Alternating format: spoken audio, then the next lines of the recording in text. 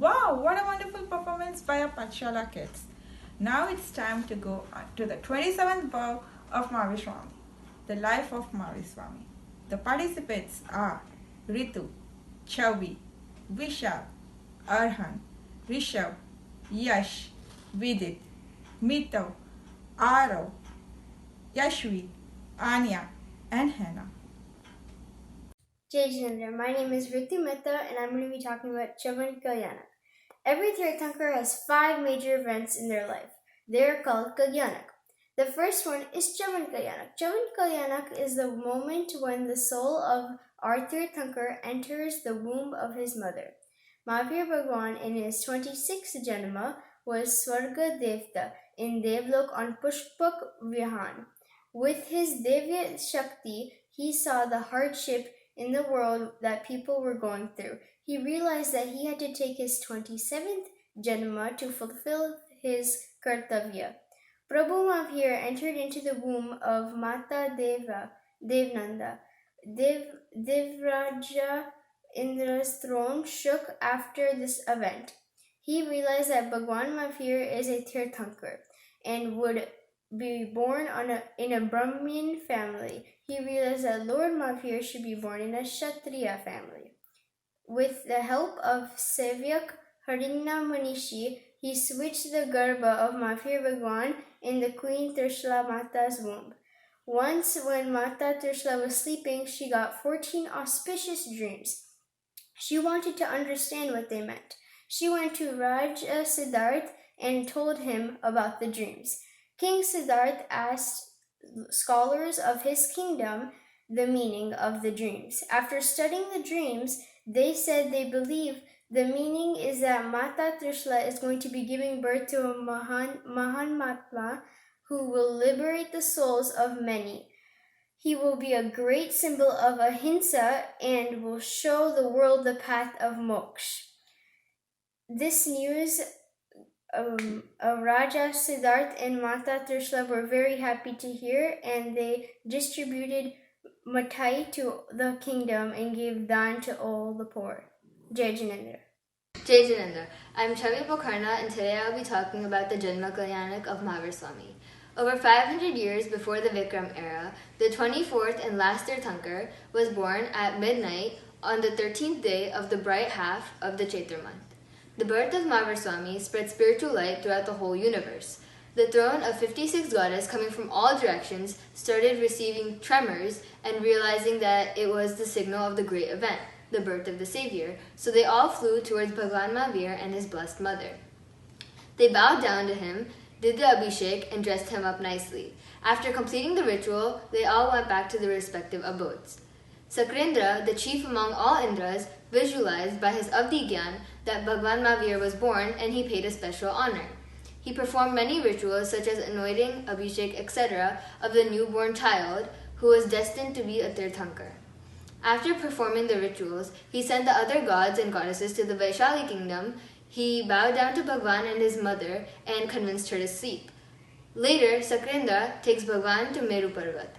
He makes the announcement for the anointment and the abhishek ceremony. Many gods and goddesses, including the 63 Indras, assembled to participate in the auspicious ceremony. They did the abhishek with water brought from different holy places and oceans. They used several kalash that were made out of silver, gold, diamond, and were covered with jewels. They did arti and drew the Ashtamangal. They danced and they also sang. The child was later placed beside Trishla Mata in her bedchamber. Everyone celebrated with glory and named the child Vardhaman, a son who was marked with a lion the color of gold. Jai Jinendra. Jai Jinendra. When Mahavir Swami was born in 6th century BC, his parents named him Vardhaman, which means the one who grows. The area which his parents ruled became prosperous around the time of his birth. Thus, the whole area grew. Although he was a prince, he didn't boast or take advantage of his status.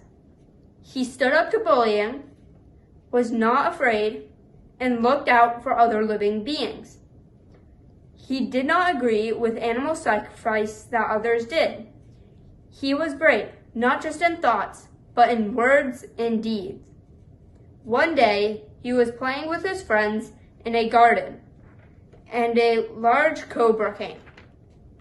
All of his friends ran away, but Vardhan was not scared. He had the courage and played with the snake. The snake was actually Sangadev, who was trying to test him, and named him Mahavir after witnessing Mahavir's strength and bravery. Mahavir is a Sanskrit word which means very brave or courageous. Maha means great and Vir means brave. Mahavir demonstrates the values of his name by being brave no matter the hardships he had to face throughout his life. Jai Jananda. Jai Jinder. Today I'll be telling you about Mahavir Bhagwan. When Mahavir Bhagwan was 9 years old, his parents sent him to school to receive formal education, even though he was already very smart. When he went to school, his teacher was teaching him the alphabet, but Mahavir Bhagwan wasn't reciting it along with her. She asked him to recite it, but to her surprise, he recited more than she had already taught him, and because of this, the teacher was very surprised. Later, a Brahmin also came into the class to ask the teacher some very difficult questions relating to grammar. Even the teacher couldn't answer these questions, but Mahavir Bhagwan was able to. Even at the age of 9 years old, he was still able to outsmart his teacher. But because of this, his teacher was very surprised. But the Brahmin told his teacher not to feel bad, because she didn't know that the future Mahavir Bhagwan was sitting right in front of her. Jai Jinendra. Jai Jinendra. My name is Rishabh Mehta, and I'm going to be talking about the life of Lord Mahavir. Lord Mahavir was a handsome prince and was given the name Vardhan by his parents. Being the son of a king, he had many worldly pleasures, comforts, and services at his command. However, at that tender age, he exhibited a virtuous nature. He started engaging in meditation and immersed himself in self-contemplation. He was interested in the core beliefs of Jainism and began to distance himself from worldly matters. In his early youth, he seemed to have thought of renouncing the world, but he was often prevailed by his affectionate parents to change his resolve. Prince Vardhan did not desire to hurt his parents, but it appeared that Vardhan's parents were quite firm in making an attempt to change the boy's mind. They wanted to change it into looking at worldly things and creating a luscious environment of amusement and pleasure. Fairly early in life, he was married to the charming Princess Yashoda, who was the daughter of King Samasvir. Yashoda gave birth to a girl named Priyadarshana. His daughter later got married to Prince Jamali, who is the son of Mahavir's sister Sudarshana. Priyadarshana later gave birth to a daughter named Seswati. Although Vardhan did not attach worldly life until his youth age, he decided to renounce things after his parents' deaths. He stayed and married until his parents' death. His parents passed away from observing a fast until death, when Vardhan was 28 years old. Vardhan Mahavir lived for 2 more years at the palace after his parents' death, but he spent those years in meditation and spent the time living as a monk. He observed fast, practiced celibacy until the day his renunciation approached. Jai Jinendra. Jai Jinendra, everyone. Today I will be talking about Mahavir Swami Bhagwan's life with his brother Nandi Vardhan. When Mahavir Swami was 28 years old, both of his parents passed away. Then, because of this, Mahavir Swami wanted to take the Diksha, renouncing his wealth and leaving all his worldly things, or leaving all worldly attachments. He asked his brother for permission, and his brother was Nandi Vardhan, who told him to wait some time, and Mahavir Swami Bhagwan respected this decision. During this time period of 2 years, Mahavir Swami Bhagwan practiced Diksha in his own home and practiced not using his facilities. When Mahavir Swami was 30 years old, he took the Diksha on the 10th day of Maghsirsa, renouncing his wealth and all worldly attachments. Jai Jinendra. Jai Jinendra. My name is Arhan, and I will be talking to you about Mahavir Bhagwan's Diksha Kalyanak. Mahavir, the young prince of the capital city of Nata, At the age of 30, after the demise of both of his parents, and after seeking permission from his elder brother, Yashvi Vardhan, to go down the path of austerity, started on Misgarwadi 10, a pathway, along with a huge congregation of gods and humans. The group arrived at the Janta Khand forest with grandeur and fair. Lord Mahavir came out of his palki and removed all his jewels and clothes. He gave him to his older brother. He presented himself for Diksha under the Ashoka tree. Kulvrudha gave him kind blessings and said, "You will lead an ascetic's life in the most conscious manner to achieve Keval Gyan and ultimately Moksha." After hearing this, he pulled away all his hair with his own hands. He prayed to all Siddhas with Namo Siddhanam and with the Sutra Karemi Samayam. He embraced the path of celibacy. He embraced the path of a sadhu for the rest of his life.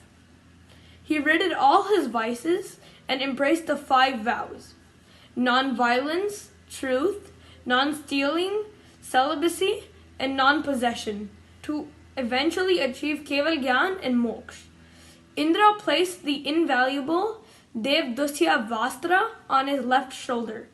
As Lord embraced the Mahavrat, he gained Manapariyagyan. In Pathshala, we have been learning about the 9 tattvas. The relationship between Nirjara and what Mahavir Bhagwan did was that he did Sakam Nirjara, which is a type of Nirjara in which he actively tried to dispel karmas. There are 12 ways to perform Sakam Nirjara. The 6 are external, performing Upvas and other such. And the other 6 are internal, such as meditation. Jai Jinendra. My name is Ritu Mehta and today I'll be talking about Som Sharma. After Mahavir Swami attained Mana Pariyagyan, he began to walk into a jungle. And as he entered the jungle, he heard a call behind him that said, "Prince Vardhaman, kindly liberate me. Give me something. Remove my poverty." This man was immediately recognized by Mahavir Swami as Som Sharma of Brahman Kund. Before the Diksha of Mahavir Swami, he used to come to King Siddharth's court, and the king has always helped him. But after the death of King Siddharth, Som Sharma began wandering and had actually returned home that very morning. He said he was in bad luck, and that was because as he reached home, he found out that Bhagwan Mahavir had given up everything, and all that Bhagwan Mahavir gave up was distributed to everyone. But Som Sharma couldn't receive everything because everything was already distributed. He begged Mahavir Swami for something to remove his poverty, and Mahavir Swami, who was filled with compassion, took his divine cloth, which was given by the heavenly beings, and ripped it in half, and gave one half of it to Som Sharma. Som Sharma happily took this to the cloth merchant, and he asked to sell this thing. But the merchant said that he has to bring the entire thing in order to sell for its worth of 100,000 gold coins. Som Sharma immediately became so greedy and actually followed Mahavir Bhagwan for a whole year and waited for the cloth to fall off of Bhagwan Mahavir's shoulder. One day it did. He immediately picked it up and took it to the cloth merchant, got it stitched, and sold it. This story demonstrates the story of a poor man who became so greedy and had sold Bhagwan. Jai Jitendra. My name is Henna Doshi, and this is the story of the afflictions by Shulpani Yaksh. As he was wandering, Mahavir Bhagwan arrived near a little abandoned village on the shore of the Vegvati river. Outside the village on a hill was a temple surrounded by heaps of bones and skeletons. Taking into account that this was a suitable spot for his practices, Mahavir asked the villagers for permission. They informed him that the abandoned village was once a prosperous city. The fierce demon Shulpani Yaksh, who dances and laughs on tiles of bones, had changed this village into Astigram, the village of bones. The temple was now his, and he didn't permit anyone to stay there. And if they did not come back out alive. The villagers tried to dissuade Mahavir from staying there, but he was determined to root out fear and sow the seeds of courage. He insisted, and when the evening came, he was in the temple, totally lost in his meditation. Darkness came, and so did trouble. Shulpani appeared in the courtyard and started to make a terrifying sound. He was surprised to see a human being standing in meditation unafraid. He then produced a loud thunder, which shook the walls of the temple. But the ascetic, he had not moved yet, or seen the horrible atrocities. Shulpani attacked Mahavir as an elephant by stabbing him with his tusks and then throwing him around with his trunk. Then Shulpani turned into a ghost and attacked him with his large hounds and claws. And then he became a poisonous snake and bit Mahavir with his long fangs. After that, he caused extreme pain in 7 places: the eyes, ears, nose, head, teeth, nails, and the back. Mahavir had an endless capacity to endure suffering. Even his extreme agony failed to pierce the serenity of his composure. His demonic energy drained, Shulpani became cautious. He thought that he was facing some divine power that is stronger than him. He close to his own loss of life. Suddenly, a spiritual light illuminated his inner self. Slowly, his anger subsided, his fear dissipated, and a feeling of benevolence took over. He asked Mahavir for forgiveness. Mahavir opened his eyes, and showing compassion, he raised his hand and said, "Shulpani, anger supplements anger, and love begets love. If you do not cause fear, you will become free of all fears always. So, destroy the poison ivy of anger." Jai Jinendra. Jai Jinendra. My name is Aarav, and today I will be talking about how Chandrakosh got moksha. One day, there was a village named Vachala, and near that village was a forest, and in that forest was a snake named Chandrakosh.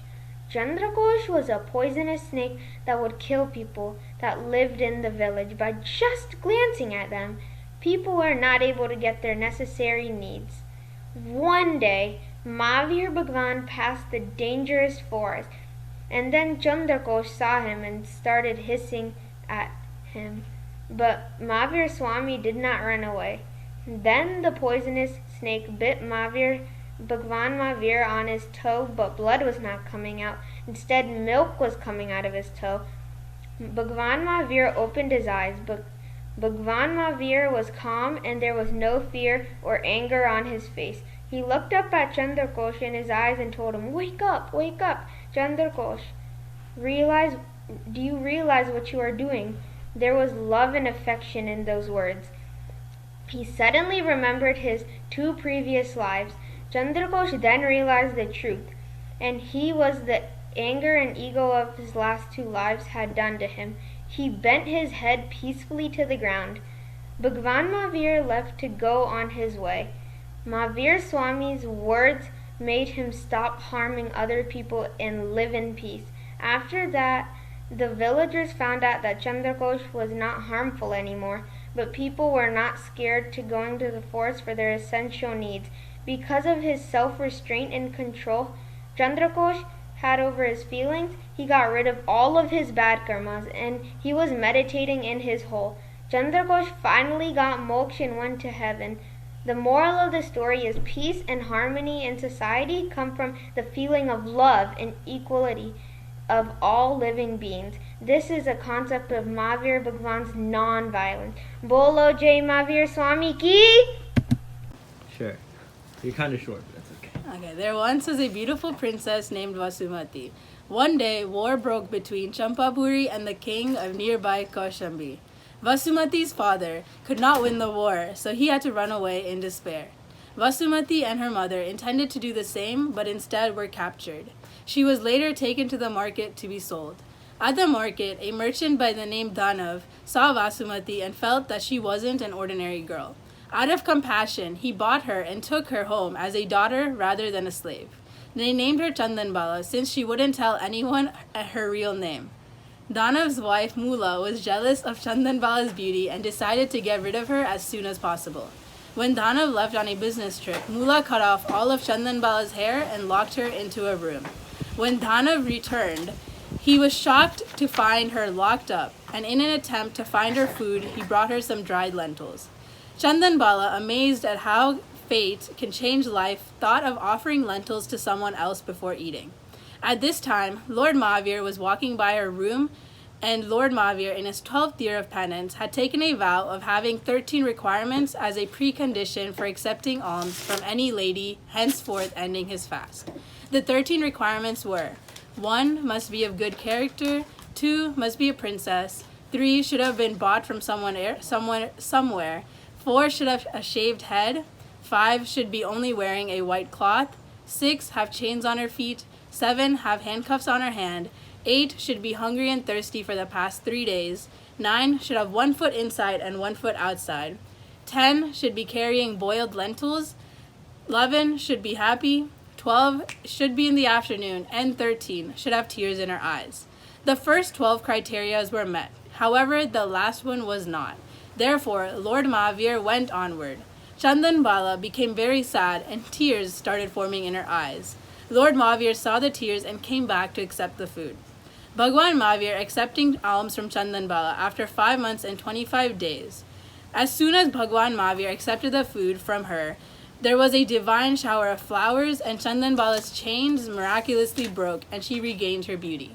Chandan Bala became the first disciple of Bhagwan Mahavir and eventually attained Keval Gyan. Thank you, Jai Janendra. Good rehearsal. Let's do it again. Oh my god. इसको हिंदी में बोलना. One day, Mahavir Bhagwan was performing meditation in the Polash temple and was praised by Indra Bhagwan for his spiritualistic manner. Appalled by the fact that a mortal being at the time was getting praise, Sangam, one of the devs working for Indra Bhagwan, got jealous and set out to disturb and break Mahavir Bhagwan's sadhana. One after the other, Sangam then sent 20 fatal attacks to break Mahavir Bhagwan's stuff. He threw chakra after chakra, creating an earthquake, dropping Mahavir Bhagwan 3 to 4 feet under the ground. But Bhagwan Mahavir did not move at all. He created a mound of sand over Mahavir Bhagwan with ants crawling all around it and stinging him, but he still remained patient, with no anger or hatred. He sent termites, scorpions, cobras, rats, and even a giant sandstorm. Mahavir Bhagwan, however, did not get baffled by any of these. Sangam Dev tried larger animals next: an elephant to crush Bhagwan, a tiger to bite and scratch, and finally a ghost to attack Mahavir Bhagwan. Yet he kept his position, and even after whirlwinds and multiple psychological attacks, Mahavir Bhagwan stayed and through his willpower maintained in this state of meditation. Sangam Dev even attempted to tempt Bhagwan Mahavir with beautiful angels and fairies, all of which Bhagwan Mahavir ignored. Thwarted, Sangam Dev gave up, showing us that jealousy is not the true path of a Jain, and that it will not lead us to our goals.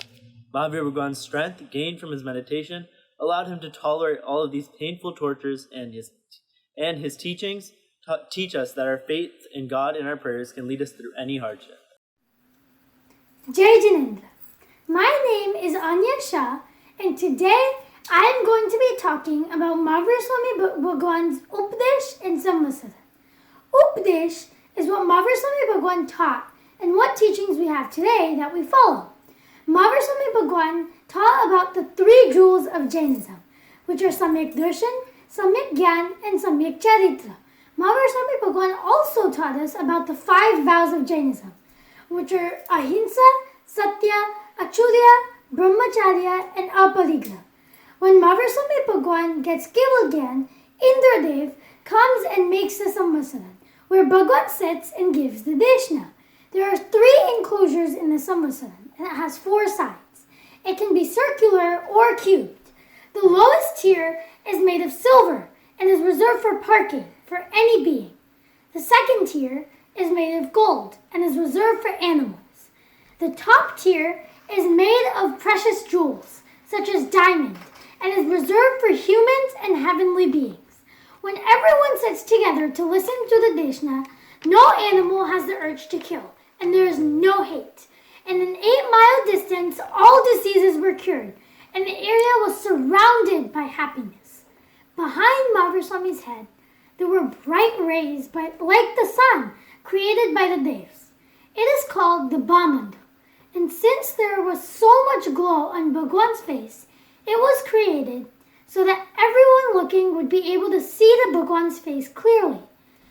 Since there are 4 sides of the Samvasara, and Mahavir Swami Bhagwan could only sit on one side, which was the east-facing side, the Devs made 3 replicas of Bhagwan on the other 3 sides. This is so that everyone could see Mahavir Swami Bhagwan and listen to him. Mahavir Swami Bhagwan spoke in the language Urdu Magadhi, but when he spoke, all living beings were able to understand the Deshna in their own language. He gave his last Deshna for 48 hours straight, without eating or drinking water. In 527 BCE, at the age of 72, Mahavir Swami Bhagwan got Nirvan in Pavapudi and became a Siddha. Jai Jinendra. My name is Henna Doshi, and today I will be talking about the tears in Indrabhuti's eyes. Indrabhuti was the son of a couple named Vasupati Prithvi Gautam. Indrabhuti was said to be tall and handsome. He was a chief disciple of Mahavir Bhagwan. Indrabhuti later became known as Gautam Swami because he came from Gautam family. The day that Mahavir Bhagwan had desired to attain Nirvana, Mahavir sent Gautam Swami away to deliver a sermon to a man named Dev Sharma. On Gautam Swami's way back, he learned that Mahavir Swami had attained Nirvana and reached moksha. Gautam Swami was in a state of sorrow, and he was shocked to learn this news. He claimed that Lord Mahavir knew that he was going to attain Nirvana. Why did he still send me away? This led to tears in Indrabhuti's eyes. Gautam Swami could not stop weeping for a few minutes until he came to the realization, thinking, maybe this was destined to happen. No one can live forever, and no relationship is permanent. Why was I so attached to Mahavir? Gautam Swami soon realized that his attachment was wrong and let go of his attachment for Mahavir Bhagwan. Later on, Gautam Swami established Jain communities which allowed more people to take Diksha and become sadhus and sadhis. He spread his Jainism for the next 12 years and attained moksha at the age of 92 in 515 BC. Jai Shindra.